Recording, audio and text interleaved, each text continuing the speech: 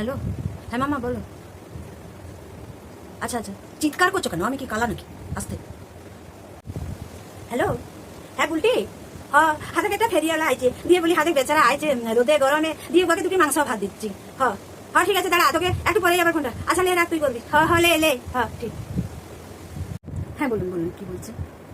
আচ্ছা আচ্ছা আচ্ছা, এক মিনিট এক মিনিট, আপনি এই জায়গাগুলো একটু সাইন করে নিয়ে আসেন, ঠিক আছে? হ্যাঁ হ্যাঁ, একটা এখানে করে দেবেন, একটা ব্যাক সাইডে। হ্যাঁ হ্যাঁ ঠিক আছে ঠিক আছে, থ্যাংক ইউ। ওরে বাবা, আরে বুলটির ফোন আসছে গো। হ্যাঁ হ্যালো, হ্যাঁ হ্যাঁ, এ বলি হাতে ওকে দুটি মাংস ভাত খাওয়ালাম তো, দিয়ে বলছে হাতে 100 টাকায় 3 জোড়া হাওয়ায় চপ্পল দিবে।